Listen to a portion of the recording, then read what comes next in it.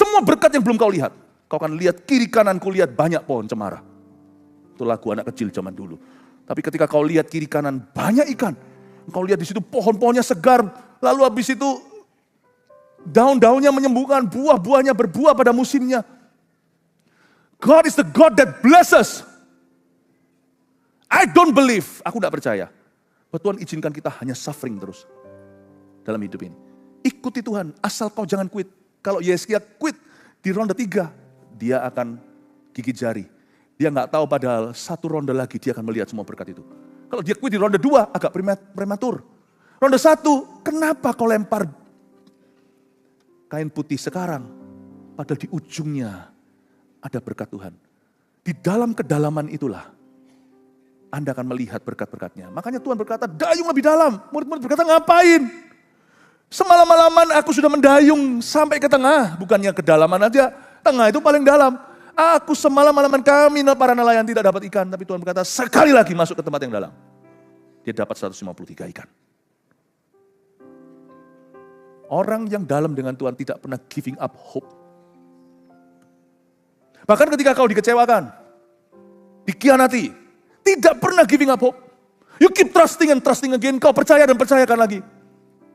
Percaya lagi dan percaya lagi. Terus tidak ada jalannya kalau kita mau jalan sama Tuhan itu pasti ke depan, tidak menoleh ke belakang. Kita harus jalan ke depan. Sekalipun mungkin Anda pernah dikecewakan, Anda bangkit dan mencoba lagi. Selalu ingat di depan ada ronde 4. Kedalamannya ini. Dan bukan hanya itu saja, kalau Roh Kudus bekerja, semua bagian tubuhmu cepat lambat akan tercelup ke dalamnya. Pertama-tama mata kaki, lalu habis itu ada lutut, lalu pinggang. Kalau ini klasik saya tidak mau, ini yang klise saya tidak mau terlalu fokus di dalamnya, tapi sedikit saya sebutkan supaya Anda juga dapatkan sesuatu yang sifatnya umum. Tafsiran-tafsiran dari para ahli teolog ketika membaca ini juga makna rohaninya juga sebagai berikut. From walking with Christ to praying with Christ. Jalan dengan Tuhan, semua orang bisa berdoa di Getsemani dengan Tuhan. Lututnya mulai masuk dalam karya Roh Kudus. Dulu aku cuma jalan dengan Tuhan, yang penting datang ke gereja, aku faithful, aku hidup setiap hari belajar untuk mempertahankan imanku. Sekarang di-upgrade, kamu harus belajar mendoakan orang lain. Wah, termasuk mendoakan orang lain yang mengecewakanmu. Termasuk mendoakan orang-orang yang kau layani meskipun mereka tidak memahamimu. Wow, mulai masuk ke Getsemani. Mulai bermula dari berjalan saja dengan Tuhan dan belajar. Kayak anak kecil, dia bisa jalan aja satu desa tepuk tangan. Yeay, Titi bisa jalan. Masa kita sekarang umur 20, bisa jalan di tepuk tangan di satu kampung. Kecuali kalau lumpuh. Yang dulu kita ditepuk tangani, sekarang jadi biasa. Makanya upgrade your faith. Jangan berhenti sampai jadi orang Kristen aja, yang penting gua setia, aku setia. Setia. Hamba 1 talenta itu juga setia. Ditaruh di bawah tanah. Tapi Tuhan suruh kita maju selangkah. Maju selangkah itu adalah mengelola talenta. Tidak cukup hanya menjadi orang Kristen yang belajar berjalan setia dengan Roh Kudus. Sekarang belajarlah berdoa dengan Tuhan Yesus.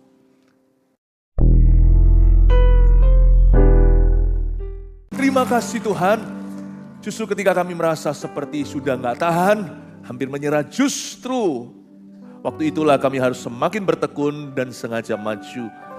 Ini cetusan iman kami, ini statement kepercayaan kami. Kami yakin Kau terlebih besar, kuasamu lebih besar, Dia terlebih besar di dalamku, di dalamku. Hamba berdoa, Kau jamah dulu mereka yang letih lesu, yang berbeban berat.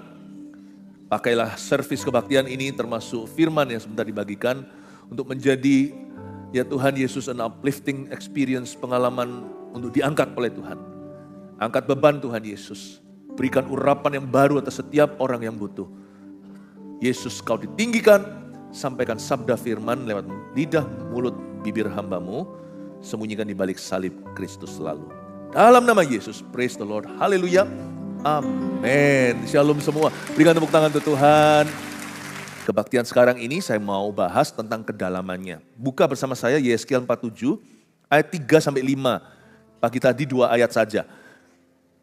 Kalau Anda ketinggalan, dengarkan sendiri nanti ya, kan semua sudah diunggah, semua sudah diupload.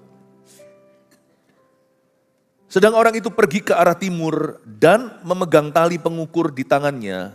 Ia mengukur 1000 hasta dan menyuruh aku masuk ke dalam air. Air itu, maka dalamnya sampai di pergelangan kaki. Ia mengukur 1000 hasta lagi dan menyuruh aku masuk sekali lagi dalam air itu. Sekarang sudah sampai di lutut. Kemudian ia mengukur 1000 hasta lagi dan menyuruh aku ketiga kalinya masuk ke dalam air itu. Sekarang sudah sampai di pinggang. Sekali lagi, ia mengukur 1000 hasta lagi. Sekarang air itu sudah menjadi sungai di mana aku tidak dapat berjalan lagi. Sebab air itu sudah meninggi sehingga orang dapat berenang. Suatu sungai yang tidak dapat diseberangi lagi. Ini bukan ayat-ayat yang asing bagi orang-orang dalam Kristen. Tapi sekalipun Anda pernah mendengarkan khotbah-khotbah semacam ini sebelumnya, setiap kali Roh Kudus berbicara selalu ada perkara-perkara baru. Sungai yang dilihat oleh Nabi ini nanti dilihat oleh Rasul. Ratusan tahun kemudian ketika di sebuah pulau namanya Patmos, Rasul terakhir yang masih hidup, yang lainnya sudah dibunuh, yaitu Rasul Yohanes Rasul Kasih melihat dari tahta anak domba Allah yang duduk di sebelah kanan Bapa itu mengalir sungai kehidupan. Nanti di dalam kerajaan Mesias, kerajaan 1000 tahun, atau di sorga, akan ada sungai beneran. Alkitab tidak silent, tidak diam tentang sungai. Sungai yang ada di hidup kekal. Sorga itu tidak ada samudera lagi, kata Wahyu, tidak ada laut. Tidak ada perpisahan. Tapi sungai-sungai banyak. Nah itu sungai secara harafiah, itu adalah sungai secara fisik. Tapi karena kita sekarang masih hidup di dunia, maka nubuatan ini juga punya makna rohani untuk kita. Yang dilihat oleh Nabi Yeskiel, zaman pembuangan Israel, waktu mereka dibuang 70 tahun di Babilonia, ya di masa-masa kurun waktu itu sesudah ratusan tahun kemudian seorang rasul melihatnya di dalam visi. Dia melihat kenyataannya di sorga. Jadi sungai misterius ini berkali-kali dilihat oleh hamba-hamba Tuhan dan dicatat di Alkitab. Berarti ini penting untuk kita hari ini karena ini sudah ada di dalam firman, this is for you and me. Nah kita akan petik beberapa remah dari cerita ini ya. Kita langsung lompat bukan ke sumbernya. Air hidup itu tadi berasal dari pangkalnya itu ada di bait suci. Aneh ya, sungai kok berasal dari bait suci. Tapi begitu kalau sungai rohani. Dari gereja, dari kerohanian kita, jagalah hati dengan segala waspada. Dari situ mengalir kehidupan. Sekarang mari kita bicara tentang kedalaman. Kita lihat ayat yang ketiga. Sedang orang itu pergi ke arah timur dan memegang tali pengukur di tangannya. Ia mengukur 1000 hasta dan menyuruh aku, Yeskiel, masuk ke dalam air itu. Saya ulangi ayat 3. Sedang orang itu pergi ke arah timur. Siapa orang ini? Orang ini bukan Tuhan tapi malaikatnya. Karena di dalam ayat-ayat yang kita baca, dia disebut dengan kata ia menyuruhku, i-nya bukan huruf besar, memang Tuhan suruh. Tuhan punya pesuruh. Kalau ini dalam visi penglihatan sang nabi, seorang malaikat sungguhan. Tuhan bisa pakai seorang malaikat, Tuhan juga bisa pakai saudara seiman. Tuhan bisa pakai gembala Anda, pemimpin rohani Anda, CGL Anda, bisa pakai juga sponsor Anda, bisa pakai juga teman-teman Anda. Tuhan bisa pakai keluarga Anda, suami Anda, istri Anda, Tuhan tuh bisa pakai siapa saja. Yang penting kita terbuka untuk utusan Tuhan. Dan kita menguji dulu apakah itu utusan Kristus atau bukan. Saya ingin kita melihat sesuatu yang gak klise, karena ayat-ayat ini kalau dibahas secara klasik ya, kita dapatnya itu-itu. Tapi saya ingin Anda memperhatikan di ayat 3, sedang orang itu pergi ke arah timur dan memegang tali pengukur di tangannya. Siapa orang ini? Saya sebut sebagai seorang guide, tour guide-nya Yeskiel. Untuk berapa menit ke depan atau berapa jam, orang ini akan berpengaruh dalam kehidupan Yeskiel. Orang ini bukan orang ini adalah malaikat. Tuhan suruh dia dengan sebuah mandat, kamu pergi ke Yeskiel, bawa tali pengukur, tuntun dia masuk ke sungai itu. Kamu tuntun dia masuk ke air.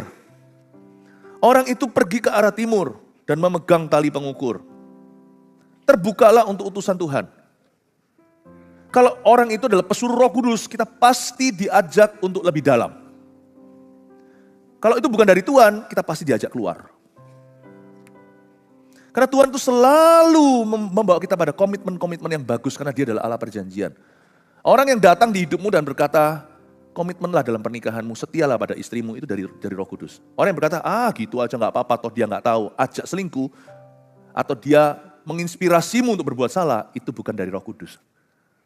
Terbuka untuk orang yang betul, kita membuka diri kepada suatu anugerah yang baru. Gara-gara Yehezkiel manut atau nurut dengan orang yang diutus oleh Kristus, dia masuk ke dalam air, dia ketemu air dan masuk dalam sungai. Tapi kalau kita terbuka pada orang yang salah, kita akan masuk bukan ke dalam air, kita akan masuk ke dalam api, dan kita akan binasa. Membuka diri kepada orang yang salah, menghancurkan hidup kita. Bukannya ketemu sungai Roh Kudus, ketemu masalah. Masalah yang tidak perlu terjadi, masalah yang tidak Tuhan izinkan sebenarnya. Kita masuk dalam masalah itu karena kita menghirup yang namanya smoke atau menghirup asap yang bukan dari Tuhan.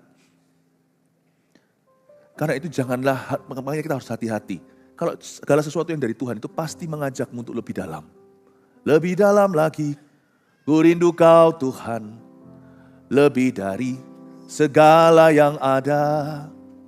Lebih dalam lagi, ku cinta Kau, Yesus, ku mengasihimu. Apa yang dari Roh Kudus pasti invite you to be deeper. Saya bersyukur di gereja kita orang baru datang langsung diajak CG. And I'm not sorry. Kita tidak boleh apologize, kita tidak boleh minta maaf. Karena memang that's the way to go, harus gitu. Memang itulah alamatnya. Karena Tuhan tidak mencari pengikut. Tuhan itu mencari murid. Tuhan itu menjadikan murid. Bagaimana kita bisa menjadikan murid kalau kita tidak konsisten ketemu terus dengan orang itu? Mana ada seorang pelajar, mahasiswa, kalau dia mau lulus, tapi dia tidak konsisten belajar. Mau online pun, saya masih ingat anak saya zaman pandemi, online karena sekolahnya tidak bisa, waktu itu sekolahnya jauh. Tapi akhirnya, karena beda zona waktu, orang lain tidur, dia harus melekan untuk belajar dan komitmen jam segitu. To invite you deeper, that's from the Holy Spirit. Itu untuk membawa kita lebih dalam lagi. Kita komitmen pelayanan rasanya mau quit. Tapi seorang berkata, jangan. Kalau memang besi menajamkan besi, manusia menajamkan manusia. Kalau memang gerigi-gerigi kita di sisi-sisi kanan kiri kita, makhluk di manusia roh kita itu masih ada ujung-ujung kasar dan tajamnya. Kalau itu sama Tuhan dikikis habis, jangan berhenti. Minta kekuatan dan minta hikmat pada Tuhan. Tapi yang berkata, gitu aja. Emangnya pelayanan cuma satu macam doang? Itu bukan dari Tuhan. Karena Tuhan itu selalu pro hubungan perjanjian, bukan hubungan jalan-jalan. Tuhan itu selalu pro gitu. Tuhan kita itu selalu pintu depan dan bukan pintu belakang. Ayat ini mengajari kita untuk terbuka pada orang yang tepat. Lalu orang itu pergi ke arah timur. Ke arah timur tadi di kebaktian pertama saya sudah jelaskan. Bait suci itu menghadap ke timur dan ke situ mengalir airnya. Dan orang itu pergi ke arah timur, dia tidak menentang visi Tuhan, dia berjalan ke arah visi yang diberi. Tuhan kita adalah Allah yang teratur. Tuhan tidak ajari kita backstreet. Kalau anak muda hari ini mau hubungannya diberkati sampai kepada pelaminan, jangan gerilya, lalu di belakang papa mama. Selalu jalan Kristus itu masuk pintu depan, bukan sembunyi-sembunyi masuk dari pintu belakang seperti orang yang berbuat salah. God always wants us to walk through the front door. Selalu begitu. Kalau misalnya Anda dalam sebuah pekerjaan dan Anda rasa sudah selesai waktu Anda di sana, go through the front door. Kalau di sini ada jemaat kita yang penuh Roh Kudus, kelakuannya pun harus sama dengan kepenuhannya. Misalnya kalau ada di sini yang berkata, sekarang waktunya aku mau merintis bisnis sendiri dan sebagainya. Go through the same front door, bicara sama bosnya baik-baik, persiapkan sebelum engkau selesai. Meskipun tidak disuruh, mereka nggak bisa apa-apa, tapi anak Tuhan selalu akan jalan di mil kedua. Kalau orang minta bajumu, kasih jaketmu. Aku siapkan orang berikutnya. Rintislah bisnismu setelah itu. Masuk baik-baik, keluar mesti baik-baik. Karena anak-anak Tuhan masuk pintu depan. Apapun yang tidak masuk lewat pintu itu pencuri, pembunuh, pembinasa. Yohanes 10 berkata, akulah pintu, kata Yesus. Dan apapun yang masuk sebelum sesudah aku, yang bukan lewat pintu, itu adalah pencuri.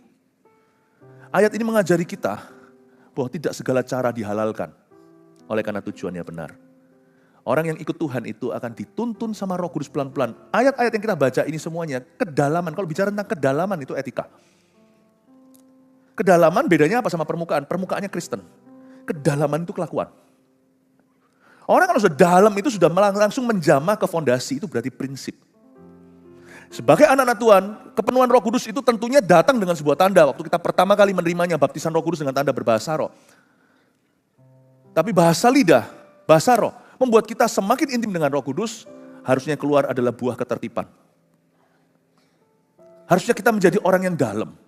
Kristen yang dalam dengan Kristen yang permukaan. Itu bedanya di sini, beda pada prinsip-prinsip pelayanannya. Orang Kristen yang dalam dengan orang Kristen yang asal-asalan, beda. Yang satu status, yang satu lagi bisa dilihat dari perbuatannya. Wow, orang ini memang beda. Ikut Roh Kudus itu harus sampai dalam. Dan kita harus mau dibentuk sama Roh Kudus sampai sakit. Dan kita belum tahu apa itu sakit sampai sebelum kita rasa mau quit. Makanya ayat ini luar biasa, sedang orang itu pergi ke arah timur, yaitu bait suci mengarah ke timur. Berarti orang ini berjalan ke arah visi dan suruh Yeskiel masuk ke situ. Visi orang Kristen pada umumnya apapun gerejanya adalah amanat agung. Pergi jadikan semua bangsa muridku. Beritakan Injil.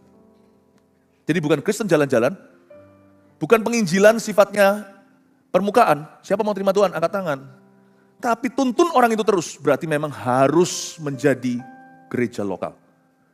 Kalau kita hanya mau angkat tangan, siapa mau terima Tuhan, itu paling gampang. Dibutuhkan dibutuhkan karisma aja, orang kesedot semuanya. Tapi setelah kita pergi, retention atau orang-orang yang bertahan di dalam gereja, dari misalnya 1.000 orang bertobat,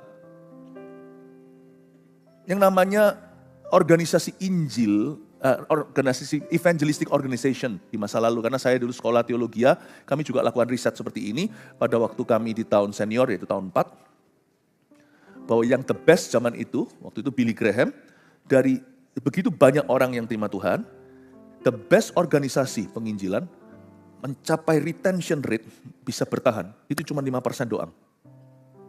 Cuma 5% doang. Ya, siapa itu yang dari Tulsa, saya lupa. Penginjil siapa? T.L. Osborne. Jadi dua orang ini di-compare, satu dari lebih ke dua penginjil besar ini. T.L. Osborne yang juga masuk di dalam area kesembuhan, dia berkata, orang kalau bertobat ini gini tandanya, first to Christ then to church. Pertama ke Kristus lalu ke gereja.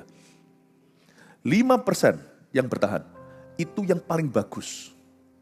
3% udah lumayan, luar biasa. 1%. Kalau hanya mau terima Tuhan, angkat tangan, butuh karisma. Tapi untuk terus tertanam, orang itu dibimbing sampai Tuhan datang, butuh karakter. Wah, itu luar biasa. Berapa banyak bayi-bayi rohani gugur, prematur. Kita hanyalah ajak mereka angkat tangan terima Tuhan. Tapi mereka tidak, tapi somehow, somewhere, gereja gagal membawa mereka lebih dalam. Itulah sebabnya gereja kita memakai sebuah strategi tambah. Injil diberitakan, CG tertanam dimuridkan. Retentionnya bukan 5%, 100% kalau bisa. Membawa orang masuk ke dalam kepada kedalaman, itu tantangan sebenarnya. Disitulah kita benar-benar akan mengalami konflik. Kita akan digocoh. Dan kita rasa sepertinya ada api yang menghanguskan. Tiba-tiba seperti badan itu nyala. Di dalam tubuh kita dulu menyala satu api ujian yang membuat kita rasa gak tahan. I cannot walk another mile. Aku gak bisa jalan 1 mil lagi. Jangankan 1 mil, 1 kilometer. Aku jalan 1 senti aja sudah gak mau. Tapi orang itu membawa tali pengukur. Dia berkata masuklah. Dan kita tahu tadi ceritanya ayat yang dibaca. Pertama-tama ya, setelah jalan 1.000 hasta, katakan 1.000 hasta. 1.000 hasta itu kira-kira berapa panjangnya? 0,5 kilometer. Itu kalau pelari maraton itu gak ada apa-apanya. Tapi pelari maraton pun dengar dulu loh, cerita ini beda. Karena dia itu lari di tempat yang ada airnya sebatas tumit kaki. Lebih gampang lari di tempat kering daripada di tempat yang becek. Pelari pun tidak semudah itu. Dan disuruh lari kayak gitu, suruh jalan seperti itu 0,5 kilometer. Lalu disuruh jalan 1.000 hasta lagi, jangan salah. 1.000 hasta lagi itu bayar harga. Udah basah gini, not convenient, gak nyaman. Siapa sih yang suka jalan basah-basah gitu? Jalan 500 meter, 525 sebenarnya, 1.000 hasta. Udah gitu, sampai di situ naik lagi airnya, banjir sampai ke lutut. 0,5 kilometer berikutnya lebih berat dari 0,5 kilometer pertama. Pernahkah Anda jalan? Makanya orang-orang kalau habis operasi apa disarankan antara berenang atau jalan di kolam renang. Saya tahu karena dulu lutut saya. Dan saya jalan di kolam renang. Berenang dan jalan di kolam renang. Saya masih ingat zaman pandemi saya renang. Jalan di kolam renang. Ya tidak selutut sih, kolam renangnya segini saya. Jalan baru 10 langkah disapa orang. Diajak debat tentang Tuhan. Tapi untungnya saya mau mengeluh ya gak bisa. Saya rasa Tuhan, aku lagi jalan gini, saya bayangkan saya Yehezkiel deh. Jalan gitu ketemu ikan. Tapi ikannya jenis manusia. Ajak debat lagi, saya masih ingat. Setelah ajak debat, saya sih gak tertarik untuk berdebat. Saya sih tertariknya menangkan jiwa. Jadi saya jawab apa yang dia perlu. Dengarkan. Tapi kebalik akhirnya. Setelah itu seperti jadi sangat bersahabat, saya antar dia untuk pada pengenalan akan Tuhan. Saya masih ingat kok, di kolam renang itu, waktu itu, sepi, cuma dari saya kok bisa ada satu om-om itu. Dan akhirnya dia terima Tuhan di kolam renang. Haleluya. Tapi gak enaknya, saya gak jadi olahraga. Saya bilang lain kali aku cari kolam renang lain. Ya. Jadi saya lagi terapi, ya kan? Supaya kok lutut saya semakin kuat. Malah justru diajak debat tapi puji Tuhan akhirnya dapat jiwa orang itu. Saya sempat mikir, tak baptis saja ya di sini. Tapi enggak lah, gereja kan ada kolam lebih enak di gereja. Di sini nanti enggak ada orang yang lihat, cuman saya. Jangan. Kalau bisa ada keluarganya segalanya, saya bilang nanti aja ke gereja saya, gereja kami. Ya, gereja yang saya gembalakan, gereja kita bersama, datang ke situ. Saya harap orangnya ada di sini. Siapa di sini yang debat sama saya waktu di kolam renang? Katakan ayo, jujur ayo. Ayo. Minggu depannya, berapa hari kemudian saya ganti strategi, saya enggak mau berenang lagi. Enggak lucu lah ya, berenang gitu kan. Kan saya berenang enggak pakai jas. Terus jajak foto ya nggak mau lah ya. Akhirnya saya pindah, saya olahraga lainnya. Saya ingat waktu itu saya lagi pull up. Saya pull up ya, terik matahari, saya memang cari matahari waktu itu. Naik tiba-tiba, Pastor Philip, saya lihat siapa yang ngomong sama saya. Pastor Philip, saya, hah? Oh, kaget saya di bawah. Ibu, bisa doakan nggak? Iya, tunggu saya turun dulu ya. You see, pernahkah Anda kalau berjalan dengan air segini, 0,5 kilo, lumayan loh. Coba Ki. Ronde 2 ternyata lebih berat dari ronde 1. Pernahkah Anda merasa, Tuhan, aku itu ikut Tuhan kok makin berat ya rasanya? Pernah gak rasa kayak kok makin berat? Ronde 1 aku kira udah kelar. Ronde 2, loh kok tambah aniaya? Kok tambah disalah ngerti? Pernah gak Anda merasa? Jangan quit. Tuhan sedang membentukmu. Tuhan sedang membentuk manusia rohmu. Tuhan sedang memperdalam hubunganmu dengan Tuhan dulu dan memperdalam hubunganmu dengan sesamamu. Tahukah ketika kita masuk lebih dalam, lebih banyak hal yang terjadi, yang kita lupa adalah, yang kita ingat adalah berat. Padahal sebenarnya kita sudah jalan 0,5 kilometer yang kedua. Kita sudah semakin jauh dalam panggilan. Kita semakin jauh lebih dalam lagi dalam rencana Bapa. Jadi sekalipun sakit, it's worth it. Asal you jangan quit. Worth it, karena di setiap perhentian itu 0,5 kilometer atau 1.000 hasta, Yehezkiel punya pilihan untuk kembali loh ya. Balik kucing, dia punya pilihan. Bangsa Israel juga selalu punya pilihan untuk bisa balik ke Mesir kalau mereka ingat bawang prainya. Atau brambangnya, garliknya, rempah-rempah makanannya. Mereka selalu punya kesempatan untuk berubah pikiran atau menyesali perjalanannya dengan Tuhan. panggilan itu bukan paksaan. Kalau Anda dipanggil melayani sebagai asyar atau sebagai di dalam CG atau multimedia, atau Anda hari ini dalam pernikahan, semua hubungan perjanjian itu selalu kita bisa balik kucing. Pernikahan namanya perceraian. Selalu ada. Kita selalu diberikan sama Tuhan bukan satu pintu. Pintu yang dari Tuhan itu pintu depan. Akulah pintu, Yohanes 10. Di Taman Eden namanya pohon kehidupan. Selalu akan ada pohon pengetahuan yang baik dan jahat. Di dalam setiap hubungan perjanjian selalu ada yang dari Tuhan dan kita selalu punya pilihan. Kalau kita mau ikut yang setan mau. We always have a choice. Setiap pernikahan selalu punya pilihan. Tapi saya dan istri saya tidak pernah akan mau ambil pilihan ini. Namanya perceraian. Setiap pekerjaan selalu juga ada pilihan. Yaitu menyerah. Setiap pelayanan selalu juga ada. Namanya kita ikut Tuhan pun kita bisa murtad jalan. Kita masih bisa menjual Kristus untuk kedua kalinya. Kita masih bisa menyalibkan Tuhan untuk kedua kali. Untuk setiap Petrus selalu ada pilihan. Sebuah Yudas. Selalu always there is a choice. Ketika dia berhenti di Sibu Hasta pertama. Yeskel selalu punya pilihan untuk wis mari. Sampai sini saja. Aku tidak mau lagi. Tapi orang yang sama itu tour guide dari Tuhan berkata, masuk lagi, jalan 1000 hasta lagi, pay the price once more, bayar harganya sekali lagi. Wow, makanya Alkitab mengajarkan, Abraham bukan hanya menerima tanah perjanjian itu pada akhirnya karena iman, tapi juga karena ketekunannya. Sekalipun dia bapak iman, tidak semua berkat yang ia terima itu secara instan, termasuk mendapatkan yang paling berharga, bukan tanah Kanaan, tetapi anak perjanjian. Makanya ayat berkata juga bahwa ayat-ayat di perjanjian baru banyak satu persatu kalau mau dibuka tentang perseverance dalam bahasa Inggrisnya. Perseverance itulah terjemahannya ketekunan. Bahasa Inggrisnya perseverance itu sangat bagus. Ada kata severe. Kita tidak bisa disebut tekun sebelum severe, sebelum mati-matian. Kata severe itu severe weather. Itu namanya, itu berarti apa yang terjadi? The weather is severe. Artinya cuaca buruk. Severe itu bukan hanya buruk. Cuaca buruk banget. Cuaca ekstrim. Severe is ekstrim. Roh Kudus kalau kerja di dalam diri kita itu, kadang-kadang kita merasa seperti kita itu disalibkan hidup-hidup, dikuliti hidup-hidup. Tapi kalau roh Allah yang bekerja, biarkan. Ia sedang membuat di dalam dirimu rupa Kristus yang baru. Atau rupa Kristus yang lebih jelas.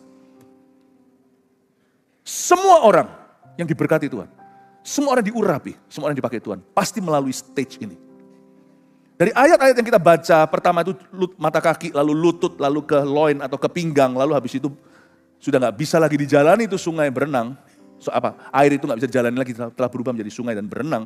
Bapak ibu saudara, dari ayat-ayat yang dari cerita ini saya belajar sesuatu.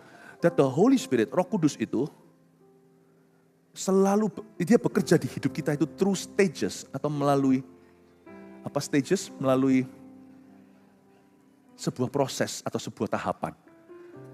Padahal Tuhan itu sempurna. Kenapa Tuhan pakai tahapan? Karena kitanya yang gak sempurna. Kitanya yang gak ready. Saya masih ingat hari ini ya. Saya ingat hari ini. Misalnya apa yang saya hadapi today hari ini.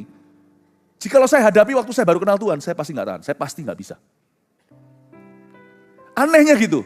Zaman dulu waktu saya baru kenal Tuhan, waktu saya dapat masalah hidup rasanya kayak kiamat, rasanya aduh, aku betahan, aku sudah gak tahan Tuhan. Ampun deh, aku sungguhan gak tahan lagi Lord, I wanna quit. Dikit-dikit orang yang udah mau quit ya biasanya kalau sudah habis pikiran, udah frustrasi. Selalu doa Elia yang bunyi. Ambillah aku Tuhan. Wow, itu doa yang paling konyol loh. Semoga Tuhan tidak mendengar doa yang kayak gitu. Kalau Tuhan dengar ya, Anda akan terkejut loh. Di seberang sana itu Anda tidak jadi apa-apa loh. Untung Tuhan itu tidak mengabulkan doa orang yang sedikit-sedikit minta mati itu. Aku udah tahan Tuhan. Aku mau mati saja Tuhan. Tapi bunuh diri gak berani karena dia tahu masuk neraka. Jadi dia berkata, Tuhan bunuh aku. Dia sendiri tidak mau bunuh dirinya, suruh Tuhan bunuh. Aku mau quit. Aku gak tahan. Finish me. Doa orang depresi. Kasihan sih, tapi izinkan saya untuk mengekspos kekonyolan doa itu. Itu kayak orang bolos, Dia nggak mau belajar, ada tes, dia berusaha nggak mau les-lesan, nggak mau tuition, nggak mau pergi, nggak mau sungguh-sungguh mempelajari, dia nggak tahan lagi, sudah dia ngomong sama gurunya, udah kasih gua, lulus saja, aku nggak mau, aku quit, aku minta lulus, tapi aku minta lulus, aku minta lulus, tapi aku quit. Aku mau bolos, aku nggak mau belajar, aku nggak mau mempersiapkan diri, pokoknya kasih aku lulus saja. Kira-kira guru yang waras kasih dia lulus nggak? Kira-kira Tuhan waras nggak? Kasih dia lulus nggak? Saya nggak mau bicara tentang surga neraka, kita nggak ngomong tentang akhirat. Tapi kalau tiba-tiba orang itu, mana mungkin Tuhan akan berkata, ya wis, ya oke, kamu quit, oke sekarang aku kasih yang kamu mau. Ya, aku ambil nyawamu. Wisuda nggak di surga? Masuk nggak? Saya nggak berkata orang kehilangan keselamatan, no.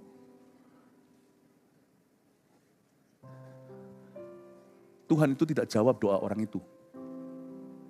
Karena doanya adalah kekonyolan. Tuhan akan berkata, kalau kamu capek, istirahat. Kamu jangan doa gitu lagi. Waktu kita berkata, aku tidak kuat, Tuhan. Saya ingat, dulu-dulu masa-masa saya baru terima Tuhan itu rasanya nggak kuat. Sekarang ya, bukan saya sekarang jauh lebih kuat, tapi saya noleh lagi, ya ampun gitu aja. Kita bisa noleh ke belakang masalah kita kecil zaman dulu itu. Tapi kita seperti anak kecil, mainannya hilang aja nangisnya seolah-olah kehilangan ayah ibunya. Saya itu dulu ya lebay sekali, mungkin kita bisa berpikir begitu. Dikit-dikit nangis, saya cengeng rohani. Dikit-dikit gak kuat, dikit-dikit quit. Saya diingatkan Tuhan, zaman itu saya juga gak tahan. Zaman ini saya juga gak tahan. Tapi buktinya, 20 tahun lalu itu, hari ini saya bertahan. Sekarang saya gak tahan. Nanti Tuhan buktikan, kalau Tuhan izinkan masih bisa hidup 20 tahun lagi, 20 tahun ke depan, tetap bertahan. Berarti apa? Berarti tidak satupun pencobaan kita melebihi kekuatan kita. Dan Tuhan itu selalu membawa kita through stages atau tahapan. Kalau kuatnya segini, pencobaanmu tidak melampaui. Berarti hari ini tidak ada alasan untuk kita mundur dari iman kita. Tidak ada alasan untuk kita kecewa sama Tuhan, kecewa sama kehidupan. Tidak ada alasan untuk putus asa. Karena sekarang yang kau rasakan itu tidak tentu kebenaran. Aku nggak tahan, buktinya bertahan. Bersyukurlah kepada Tuhan. Ada suara berkata, 1000 hasta lagi. Masuklah. Masuklah lebih dalam lagi. Jangan kamu quit di sini. Jangan kamu lempar handuk putih. Jangan kamu berkata, aku nggak bisa. Bisa, jalan 1000 hasta lagi. Oh dia sudah gede rasa, dia rasa oke, habis ini akan ada keringanan. Jalan lagi tahu nggak? Airnya bukan selutut, airnya sepinggang. Lu kok tambah berat? Tapi puji Tuhan, sampai ronde 4. Jadi kira-kira 1,5 kilometer dia jalan becek-becek, basah-basah, semi tenggelam. Sampai ke loin atau sampai ke pinggang. Waktu dia jalan sampai sini, lebih sulit. Kalau kita lari di daratan bisa cepat. Tapi kalau lari dengan air sepinggang, Anda jalannya sudah berat. Tapi dia tetap persevere, dia tetap tekun. Akhirnya di ronde 4, dia nggak bisa jalan atau lari lagi. Karena berubah menjadi sungai. Tiba-tiba ada arus yang membawa dia, hidupnya jadi momentum. Dibawa arus. Dia berenang. Dan waktu dia berenang nanti kebaktian berikutnya saya tunjukkan transformasinya. Dia mulai melihat hasil ketekunannya. Satu persatu di kiri kanan. You see, hidup itu akan masuk dalam proses yang diulang lagi. Ada waktunya kita mengalami kuasa kebangkitan, ada waktunya kita kembali sekali lagi seolah-olah disalibkan. But remember before you quit, ronde keempat kau akan berenang. Saya selalu ingat, Tuhan itu gak pernah bekerjanya itu begini. Trial, ujian, gak pernah. Tuhan juga gak pernah kerjanya begini, berkat.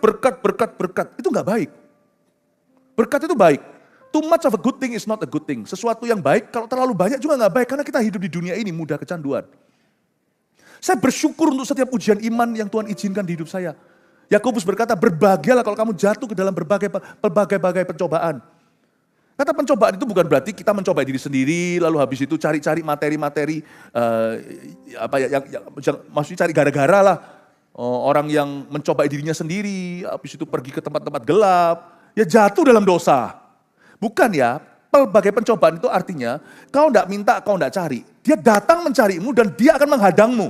Berbahagialah kalau kamu jatuh ke dalam pelbagai pencobaan karena ujian akan imanmu menimbulkan ketekunan dan pada akhirnya ketekunan itu menghasilkan hasil akhir dari ketekunan itu adalah kau menjadi sempurna tak kekurangan apa-apa. Saya bersyukur pada Tuhan di hidup saya.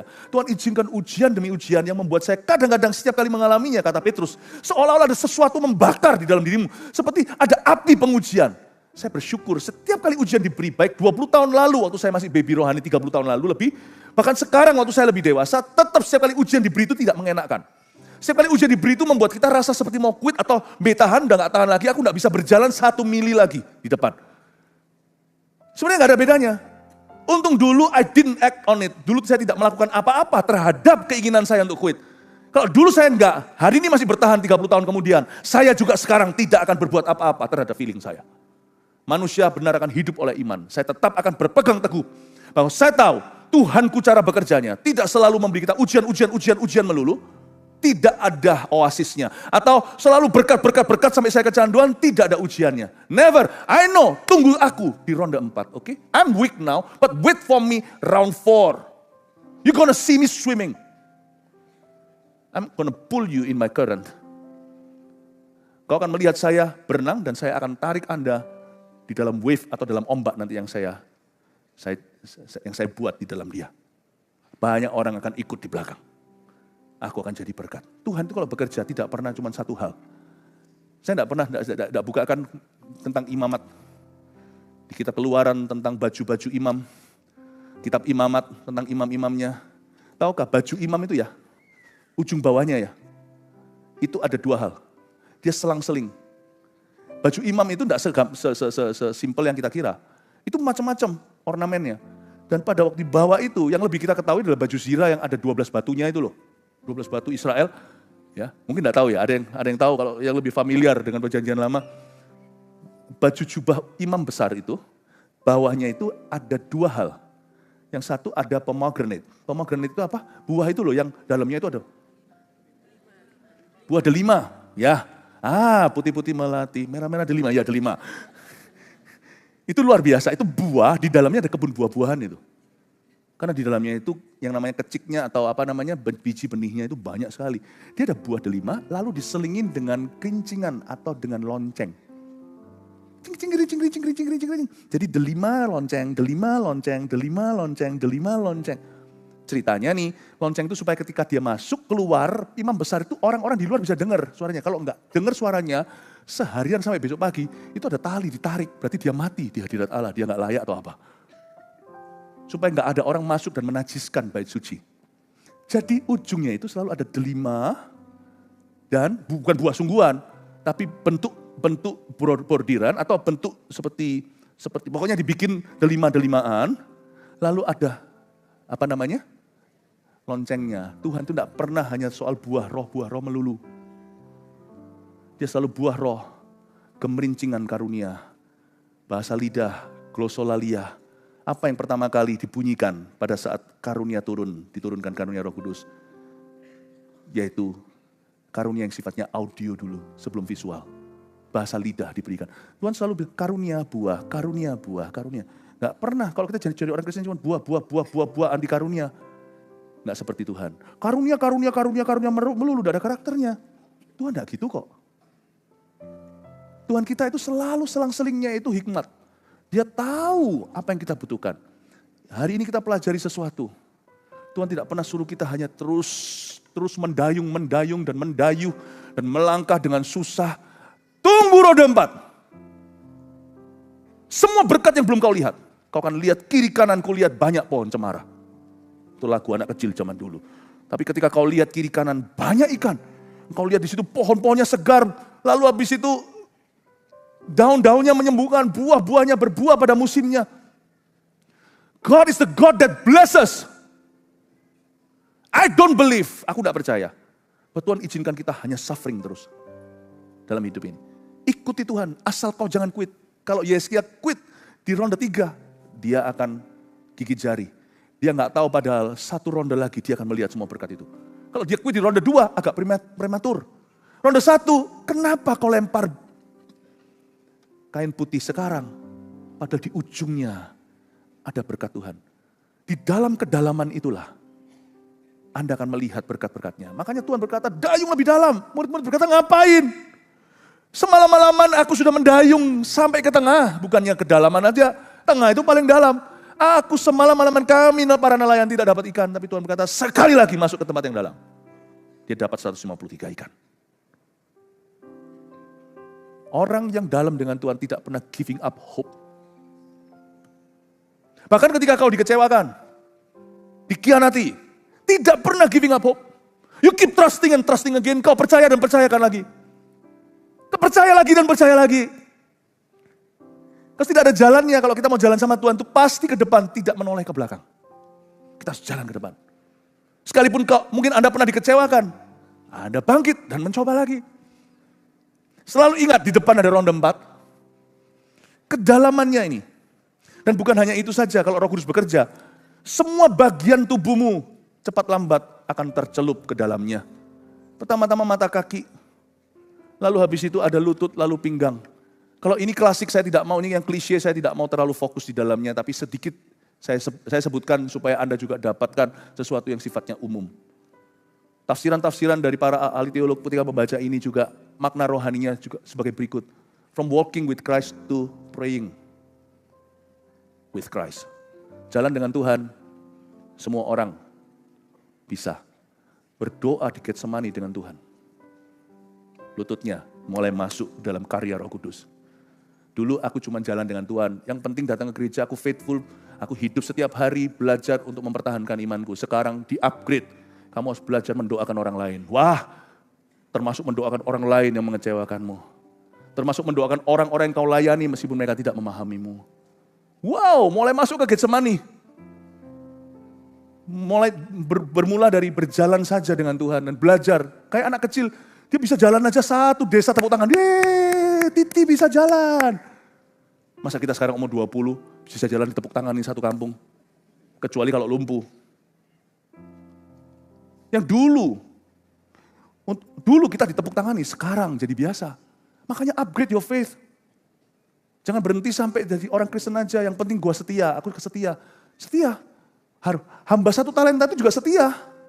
Ditaruh di bawah tanah. Tapi Tuhan suruh kita maju selangkah. Maju selangkah itu adalah mengelola talenta.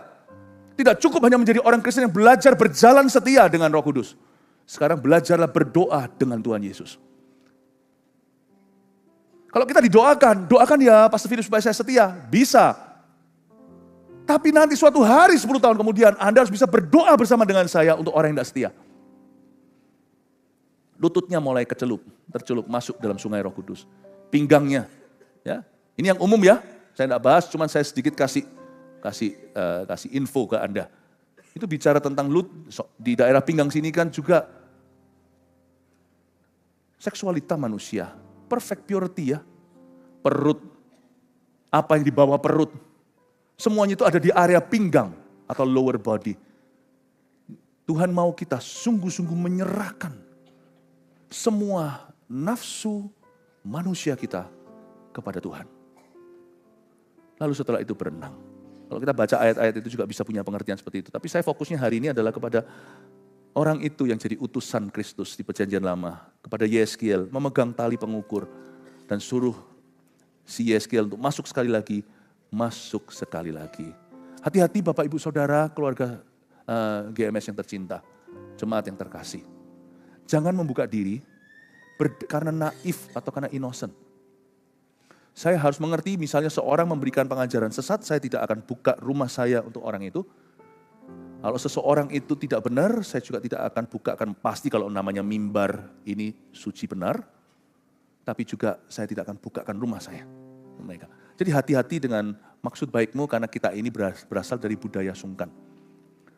Siapa yang kau ikuti, siapa yang kau follow di Instagram, itu juga membuka pintu untuk hal-hal apa yang diwakili lewat akun-akun, apa yang disebarkan, spiritnya, semuanya itu kita terbuka. Makanya itu be very careful, jangan mudah sekali untuk mengekspos dirimu terhadap hal-hal yang bukan dari Roh Kudus.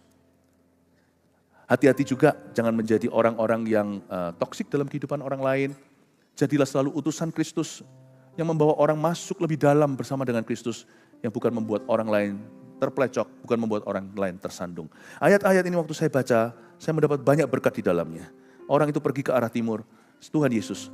Saya jadi ingat sebelum Tuhan melakukan sesuatu yang indah dalam kehidupan saya, itu Tuhan selalu utus seorang. Saya masih ingat kok waktu saya mau dibaptis itu juga ada 2 orang di dalam gereja, di mana saya dulu bertumbuh di Kanada, gereja Indonesia di sana, selalu ngomong sama saya. Orang-orang itu lama-lama saya anggap mereka sebagai hama.